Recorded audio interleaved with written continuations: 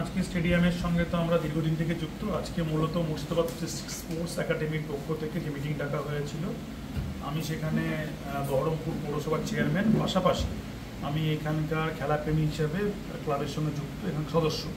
আজকে এজিএমের যে special meeting ছিল তাতে এই রকম যে গত 14ই জানুয়ারি আমাদের জানেন যে এমডিএসের সভাপতি মাননীয় জেলা সমাহর্তা অর্থাৎ হচ্ছে ডিস্ট্রিক্ট ম্যাজিস্ট্রেট, তার উপস্থিতিতে একটা রেজুলেশন করেছেন যে কাজের স্বার্থে এই যে আমাদের এমডিএসের যে কমিটি আছে সেই কমিটিটা এক্সটেন্ড করবে আপ টু 26 পর্যন্ত। এবং সেই অনুসারে আজকে আমরা যে কাজগুলো করার জন্য আমরা এখানে রেজুলেশন নিলাম সেটা এরকম, যেগুলো বিভিন্ন অ্যাথলেটিক্স যারা এখানে রান দেয় বা খেলে বা ক্রিকেট খেলে, তাদের সে সময় বুকে অনেক সময় আপনার অক্সিজেন কম হওয়ার জন্য বা অনেক সাডেনলি হার্ট অ্যাটাক হতে পারে, কার্ডিয়াক অ্যারেস্ট হতে পারে।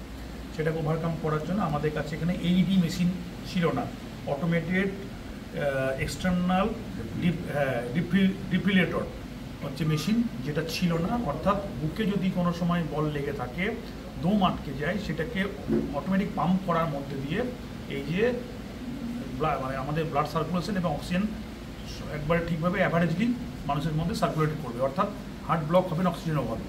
সেই মেশিনটাকে এখানে খুব দ্রুত কিনে নিয়ে ইনস্টল করা হবে এবং সেটা খেলোয়াড়দের স্বার্থে ব্যবহার করা হবে। আর পাশাপাশি ক্যাব মেশিন এখানে ইনস্টল করা হবে, এটা একটা জিনিস। আধুনিক জিমনেশিয়াম এখানে অলরেডি কাজ চলছে, সেটা কমপ্লিট করা হবে।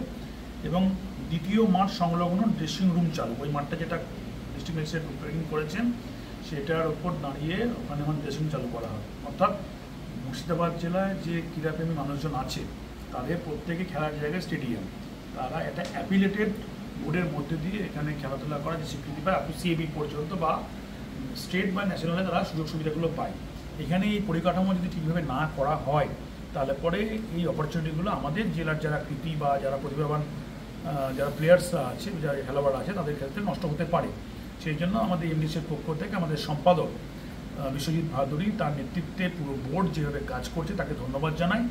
এবং আমরা যারা রয়েছি এখানে, আমরা অ্যাজ অ্যাডভাইজার, অন্য কিছু নয়, আমরা আমাদের একটা সোশ্যাল কন্ট্রিবিউশন, খেলাধুলাকে ভালোবাসি বলে আমরা আমাদের ইনফ্রাস্ট্রাকচার পৌরসভা দিয়ে এবং আমরা ব্যক্তিগতভাবে সবসময় এমডিএসের পাশে দীর্ঘদিন থেকে আছি, ধারাবাহিকভাবে আছি। এবং আমাদের প্রত্যেকটা কাউন্সিলরও আছে, জয়ন্তী চক্রবর্তী 1 নম্বর কাউন্সিলর, স্বরূপ সাহা রয়েছে, আরও অনেকে রয়েছে, তারা সুমোটো এই এমডিএসকে হেল্প করছে। এছাড়া এমডিএসের যারা কর্মকর্তা যারা রয়েছে তারা সারা বছর ধরে যেভাবে পরিশ্রম করে জেলার খেলাধুলার মান উন্নয়নের জন্য যে পরিশ্রম করে চলেছে, এবং সর্বোপরি আমাদের জেলা শাসকের যে সহযোগিতা, জেলা শাসকের যে ভূমিকা, এটা অত্যন্ত প্রশংসনীয়। তার যে খেলাধুলার প্রতি মান বাড়ানোর প্রতি যে ভূমিকা তিনি অ্যাডমিনিস্ট্রেটিভ রোল প্লে করেন, তার জন্য আজকে এমডিএসটা এই জায়গায় আমাদের সক্ষম হয়েছে এবং আমরা সাপোর্টিং হিসাবে সেগুলোর পাশে আছি।